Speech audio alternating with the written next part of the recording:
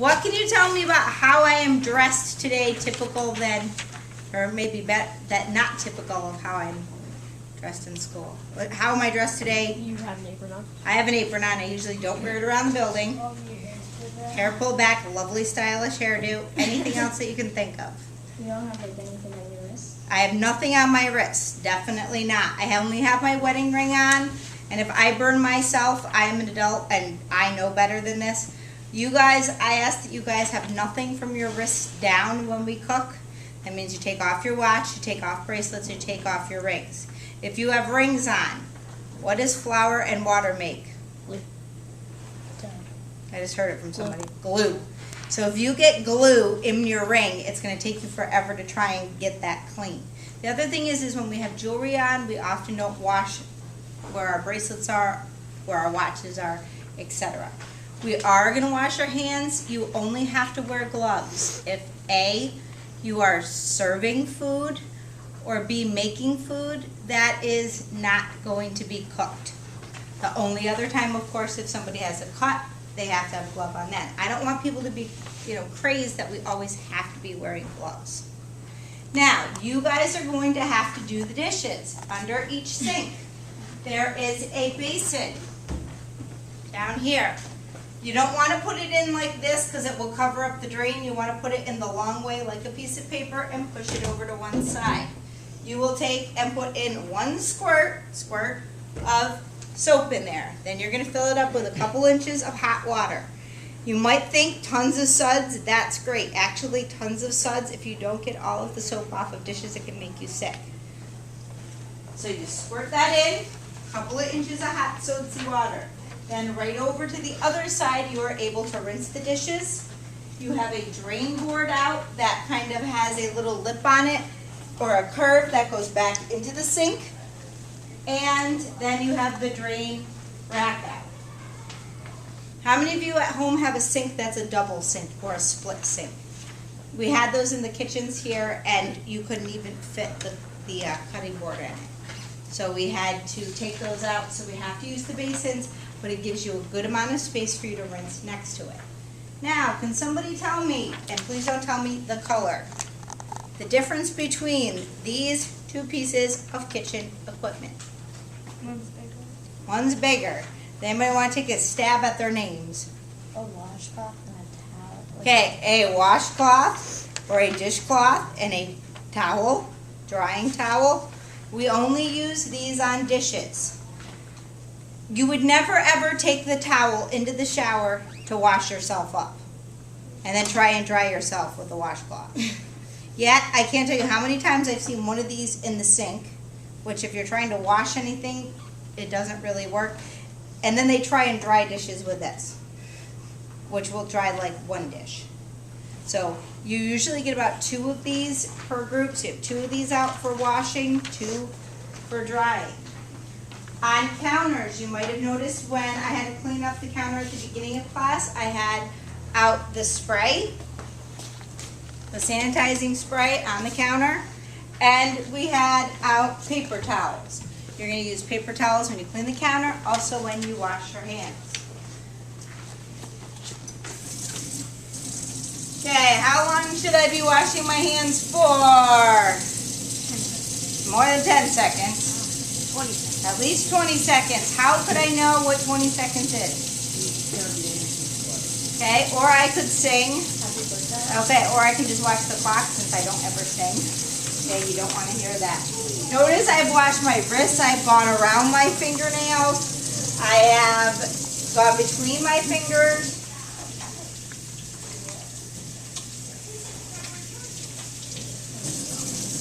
Then paper towel, then use the paper towel to not only dry your hands off, but also to turn off the sink.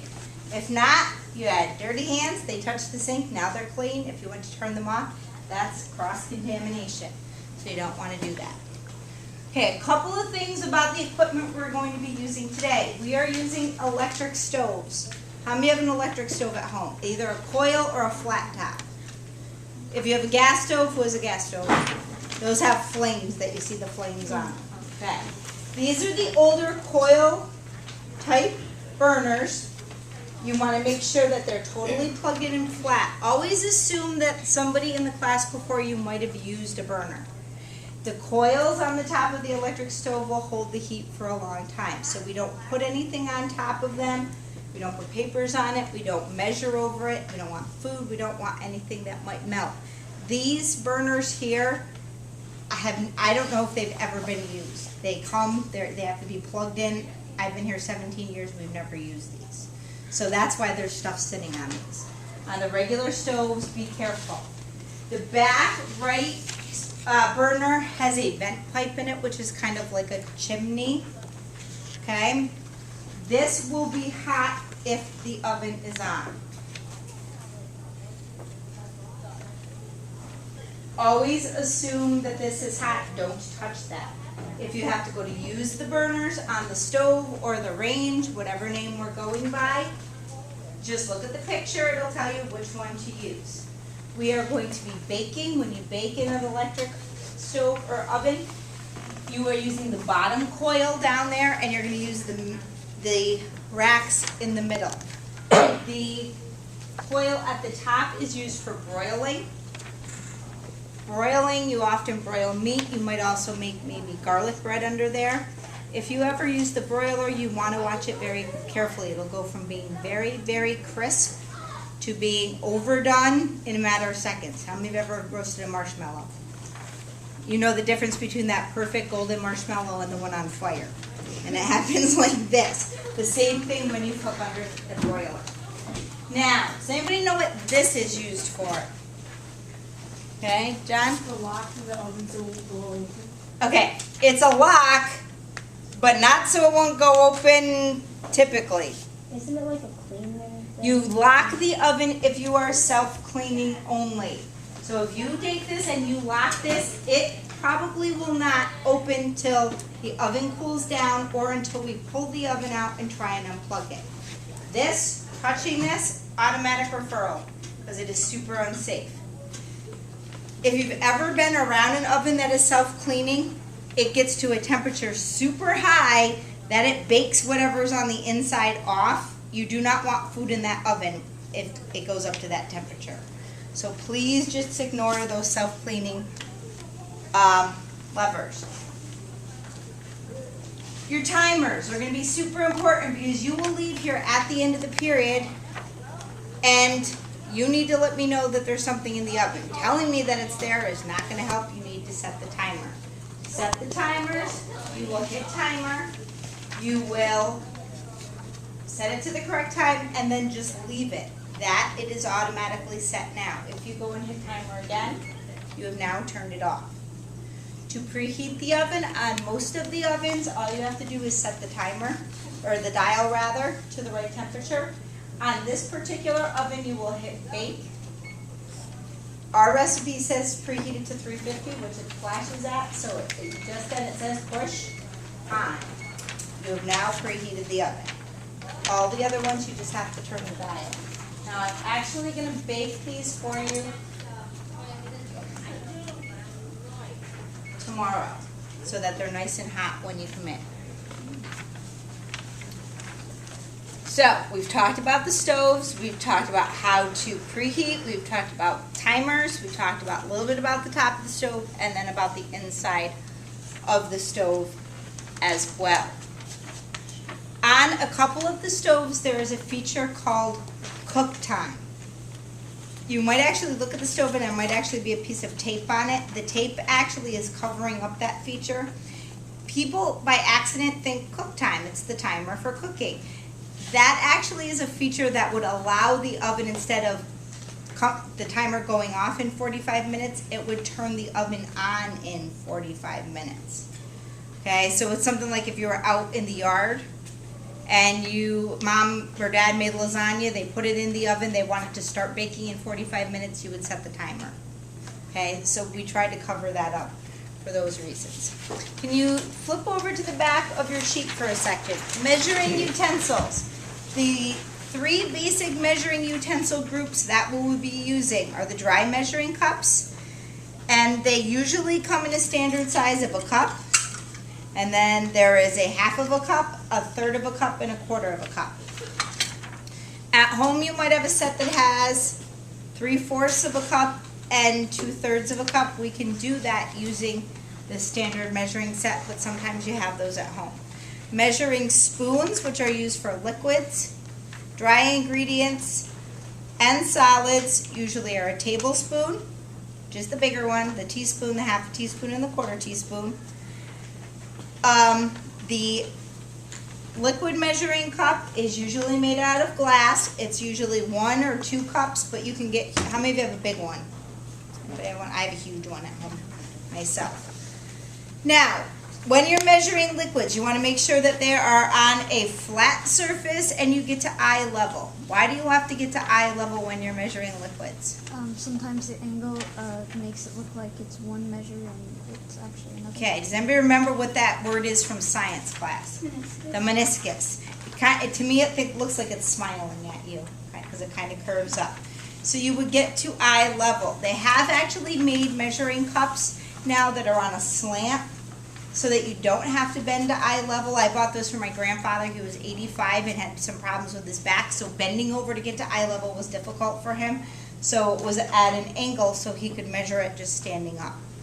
Dry and solid foods. Dry foods are things like sugar and flour. Solid foods are something like peanut butter or yogurt, where you would actually push it in and then level it off. And you would use, again, the dry measuring cup is for dry and solids. Do you want to stir to break up any clumps? You're going to overfill the measuring cup. You're going to level using a leveling spatula or a knife. These are both leveling spatulas that we're going to be using. And it doesn't matter which size you use. Packed foods such as brown sugar and peanut butter. How many of you made a sandcastle before? Then you know the technique of packing.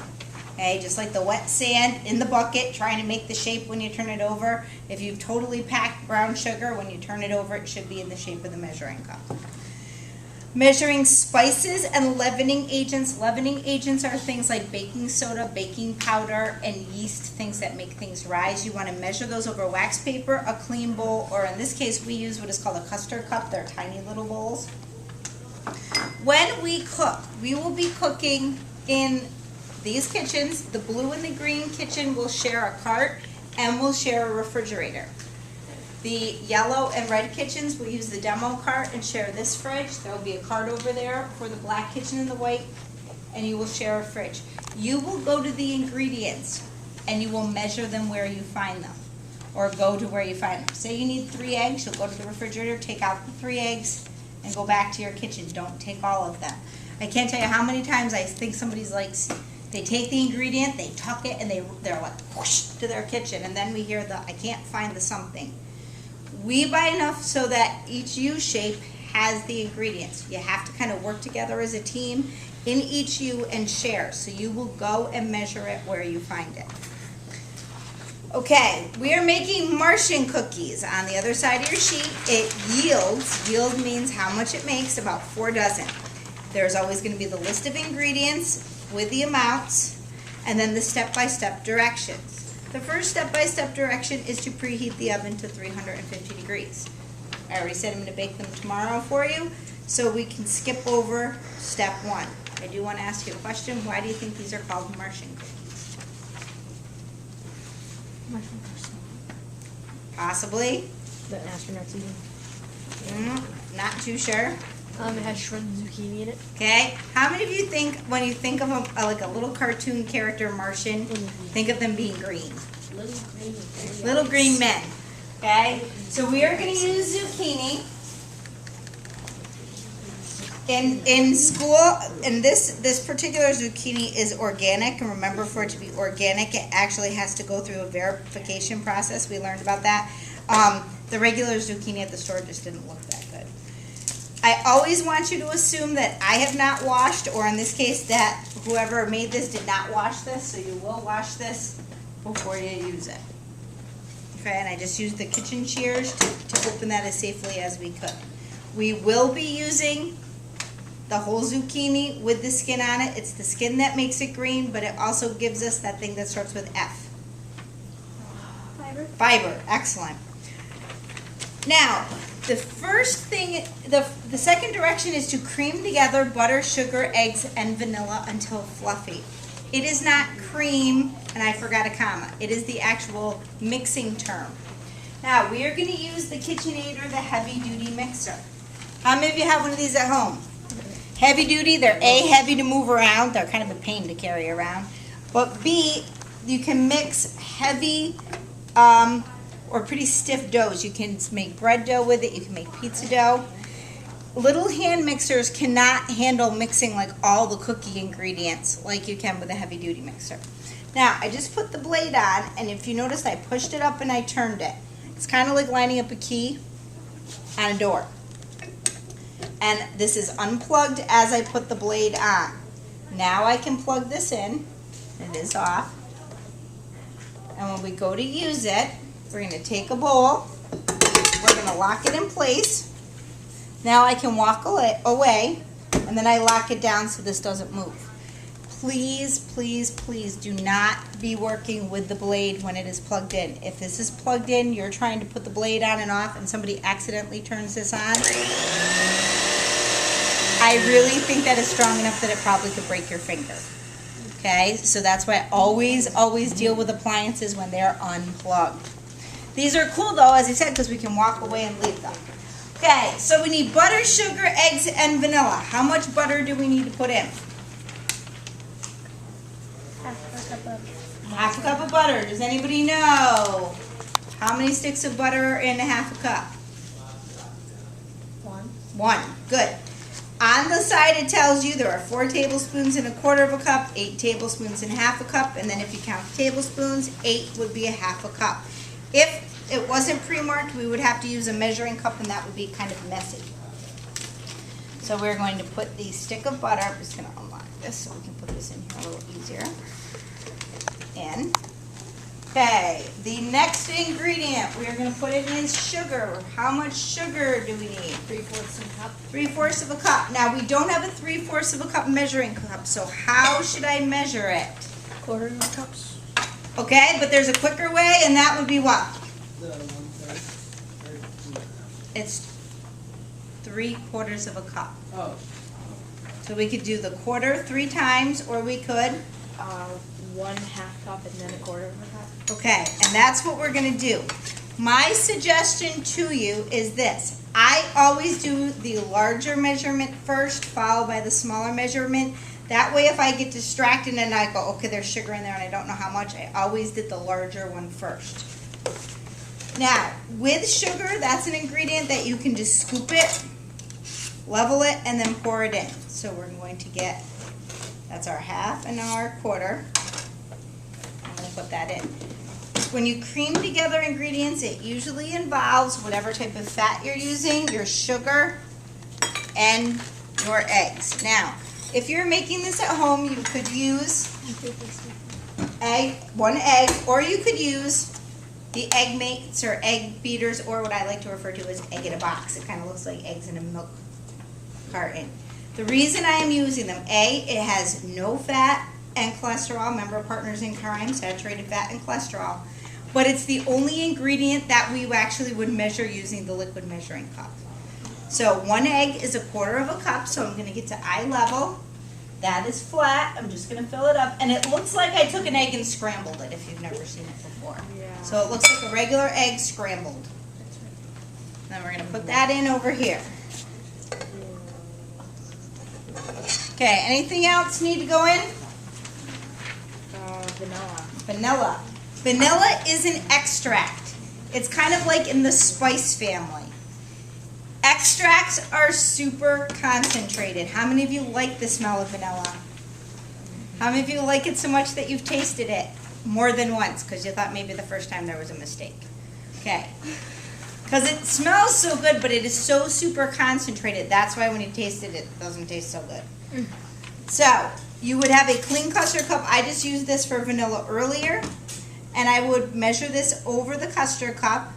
Now, if a lot of vanilla fell into here, I could pour it back in because this custard cup only has been used for vanilla. If you were doing this in the lab, you would measure it like this, and then you would walk over and put it into your mixer. Because remember, you're going to measure it where you find it. Okay, then I'm going to lock this in place. And I'm going to leave it. I can come back over here like the magic of TV. I don't have to pay attention to it. When it's done, it'll be kind of light and fluffy. It kind of reminds me of the texture or the consistency of frosting. Okay, when you're creaming something together. So we really have all of our fat. We have our liquid ingredients over there. Then it says in a medium bowl. We're going to deal with our dry ingredients. How many of you at home have made stuff and you didn't follow the directions about what size bowl you need? So midway through you're trying to find a bigger bowl, or you have this giant bowl and there's like only a little food in there. We're trying to think of what is the best way we can use our time and our resources, so if we don't have to wash extra dishes, that would be great. So in a medium bowl, we're going to start on the cinnamon. Now our cinnamon here is this humongous one, like from the cafeteria. Now, there's a couple of ways to deal with the cinnamon. You could measure it over, level it off, put the extra back in here. If you can actually measure it back into its own container, great. You can actually use the top, which this side opens and it would be flat. Or you could actually use the top like this, or the leveling spatula. Okay, so we have our teaspoon of cinnamon in there. Our baking soda, which is a leavening agent. Now, didn't if you watch Rachel Ray? Does Rachel Ray bake? If you ever watch Rachel Ray, does she bake? No, she cooks. She cooks and she can add about a cup of this, and I threw in an extra amount of this. Baking is much more scientific. It's like going into the science lab and here is your formula that you're going to follow. Certain ingredients are going to chemically react with baking soda. Certain ingredients react with baking powder. They're different. Certain ingredients react with yeast. That's what makes the food rise. Okay, now with the baking soda, we're going to use a half a teaspoon of baking soda. And the baking soda, you can just use the top of the baking soda to level it off. Weird today. You can level it off and then put it in there. Salt, even though one of the dietary guidelines is to limit your amount of salt or sodium, there isn't tons in here. If a recipe says optional, then you can skip over it. Again, we are baking, and sometimes that salt will work with the other ingredients, so I am going to continue to use the salt. Now, salt is probably the one spice that is not expensive. So I'm going to pour this over my custard cup. Any salt that I have left over, I will throw out. Please do not measure over the sink or over the garbage can. Should you measure over the container that you are putting everything into? How many of you have ever had a whoops? Okay, and then you'd have to throw that out. Remember, we're trying to manage our ingredients in here. That's part of our resources. And I don't buy tons of extras for these giant whoopses. I might buy enough for one extra batch. So we want to really be really careful as to how we're measuring. Okay, lastly, we need to put in flour. With flour, we're going to stir it and break up any lumps and or clumps. Flour settles as it sits here. So as it sits here, it kind of settles down. So you're going to stir it to make it light and fluffy. When I put the flour in today, there actually is a scoop, and I put the whole bag of flour in on top of the scoop. There it is. Now, unlike sugar, where I just scooped it, leveled it, and poured it in, flour, you don't want to do it because it will settle or kind of pack back in, and that will give you an inaccurate measure. So we're going to overfill the measuring cup and level it off. If the scoops that are in here say that they're measuring like that, it's a half a cup or a quarter of a cup, please don't go by that. Anytime somebody has tried to measure with these things, they're not accurate.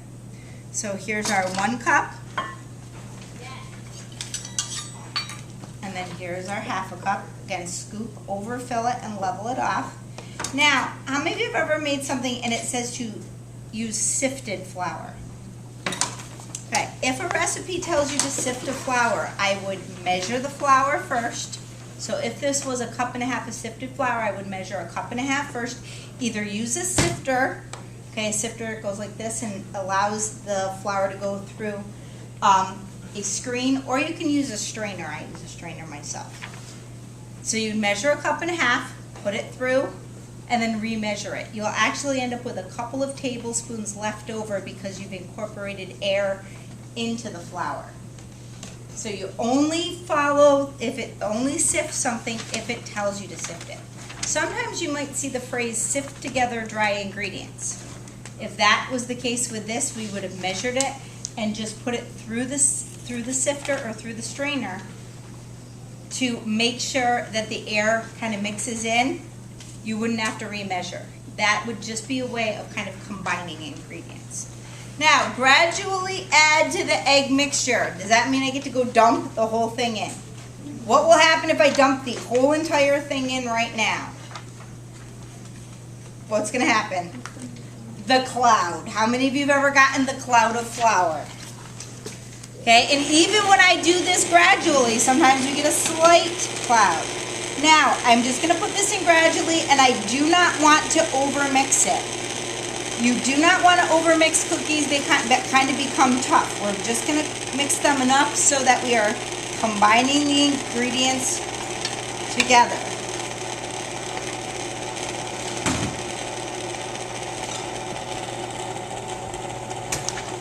Now, it says with a wooden spoon. If you were doing this, honestly, from adding this mixture on, if you only had a little electric hand mixer, I would be using a spoon. But since we have the heavy duty mixer, we can use this all the way to the end. Okay, now we're going to put in some oats. What was the recommendation about grains? We should make half of our grains whole grains. Now we used a cup and a half of white flour, so it's not going to be exactly half of our grains whole grains, but it's going to be pretty close. So we're using the whole grain of the oatmeal in here. I'm going to put that in, and you can see this is it's a typical dough. Okay. It just gets a little stranger now because we have to start adding some chunkier items to it. Now we're going to put in the zucchini. Now, the zucchini, how many of you ever had zucchini bread? If you've ever had zucchini bread, it is super moist. Part of the whole reason we use the zucchini is it's going to add to the texture, and it's going to make it smoother without having to add extra fat.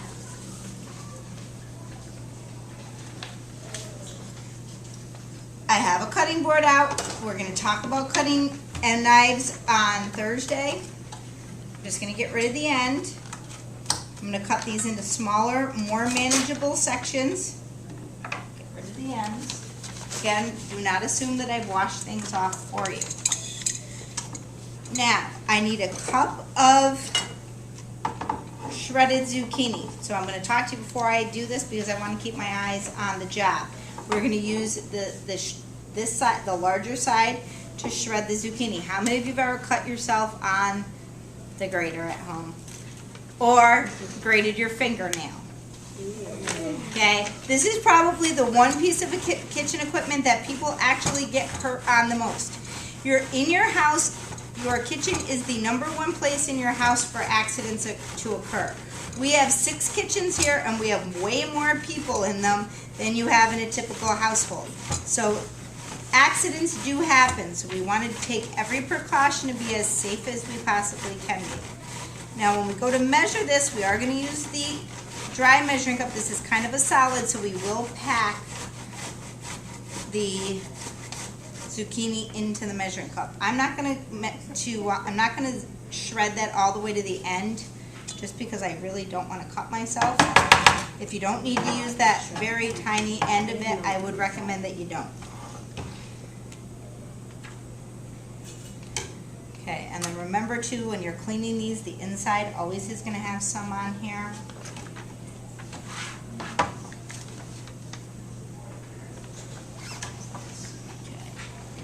Now this is where it gets to be a little chunky.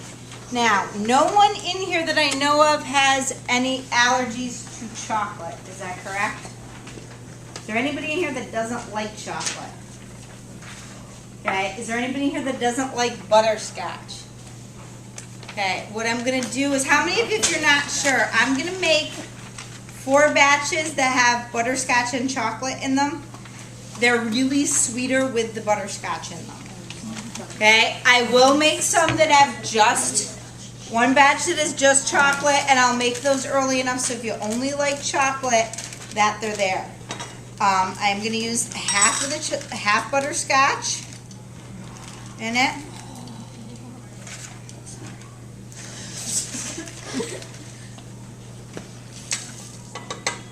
And then we'll use half chocolate chips.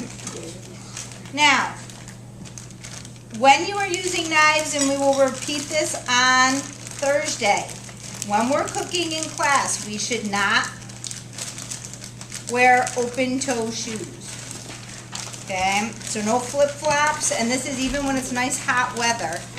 And that's because if you drop something like the knife, you want to have something in between your foot and, okay, so you want to have, excuse me, you want to have something in between your knife and your foot. And that actually is a law in restaurants, that if you're working in a restaurant, you have to have something totally covering your foot. The other thing, I don't see too many people, anyone with them today, super, oh, I do see one. Super long necklaces. My boss a few years ago had a really, really long one on, and she leaned over and she got it caught in the mixer. Okay, so no real long necklaces or real long scarves for everybody's safety purpose. Now, again, I have my hair pulled back. I'm going to expect you guys to pull your hair back. Even guys, if you have hair that's kind of long, you guys will wear bandanas. Okay. But if I have to walk around like this all day long, you guys can walk around like this for a lap. Okay? The aprons are going to be hung up on the back of the laundry room door over there. Now, when you come in tomorrow, we will be able to have our cookies, number 1, during the video you're watching. Number 2, you are also going to be going over for a few minutes looking at your homework.